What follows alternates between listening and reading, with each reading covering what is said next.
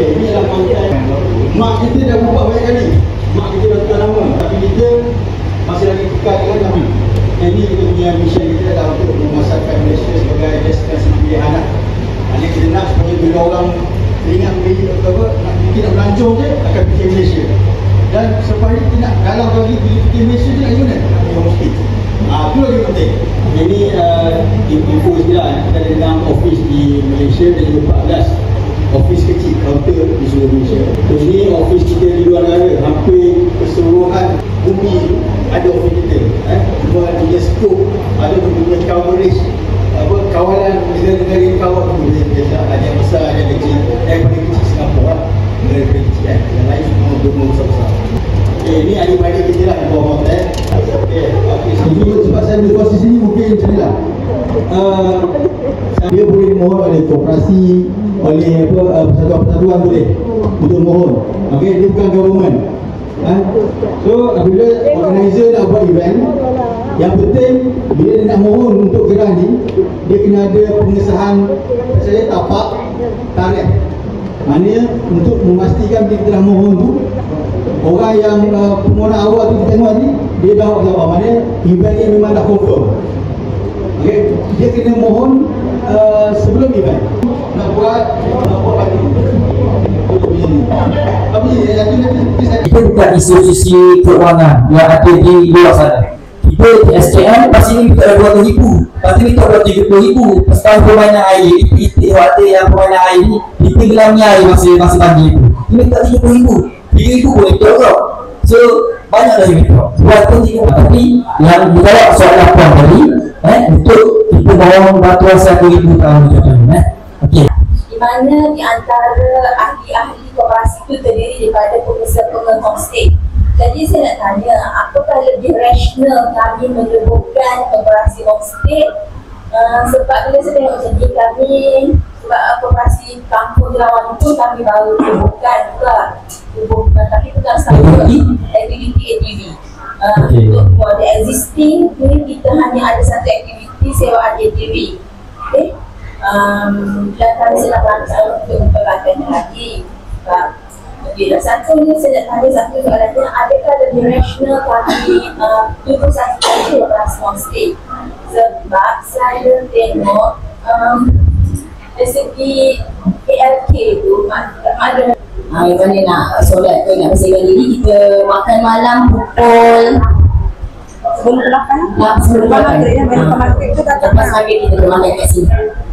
Dan kita dinasihatkan oleh Pak SKM supaya benda dimasukkan ke dalam operasi benda kamu sebenarnya. Dan kita muncul agung kita akan datang ni, dan kita akan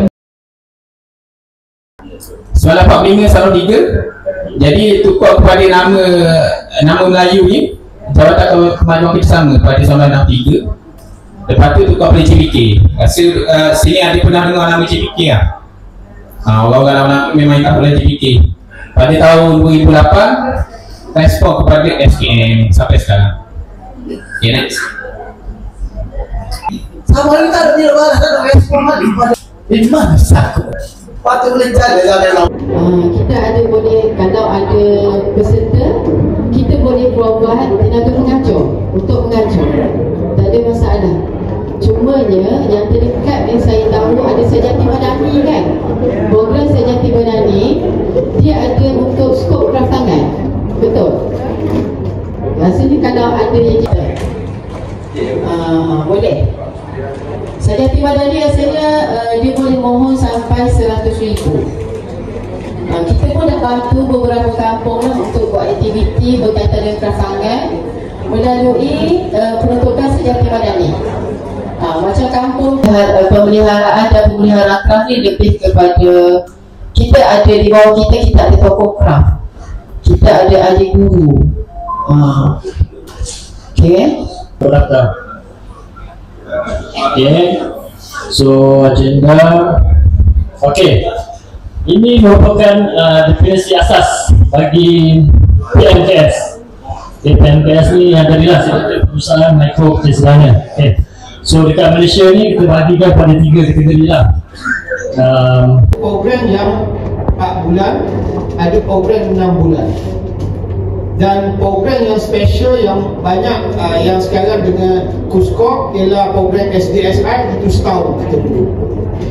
Di mana tuan-tuan berbiasa dengan serap peserta-peserta kita, masalah kita nak kembangkan punya homestay kita, kita nak kembangkan perniagaan kita, nak ada lebih sebiji, nak jadi 2 biji dan sebagainya, kan?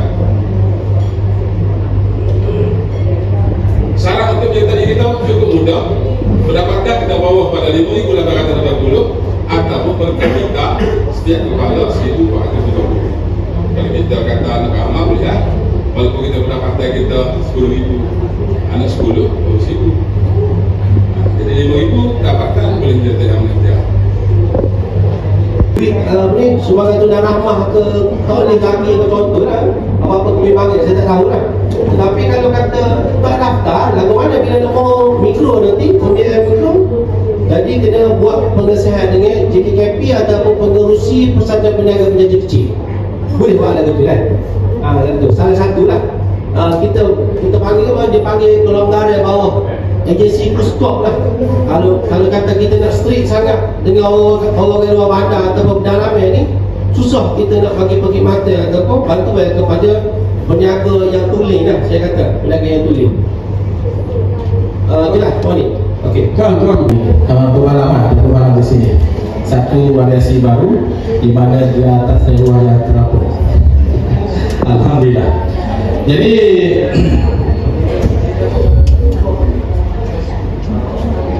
okey, untuk maklumat tuan-tuan dan puan-puan, Tekun Nasional merupakan salah satu agensi di bawah Kementerian Pembangunan Usaha kan? Jadi terdiri daripada 2 negeri, Kelantan dan juga Terengganu. Okay, maaf saya ni sebenarnya saya tak pandai nak bercakap luar ni kan. Tak pandai lah nak cakap Kelantan ni. Saya orang luar. Saya datang daripada Putrajaya, Yayasan Hijau Malaysia merupakan agensi di bawah Kementerian Sumber Asli dan Kelestarian Alam. Jadi saya datang daripada Putrajaya. So insyaAllah mungkin dia memberi manfaat sedikit lah kepada tuan-tuan dan puan-puan berkenaan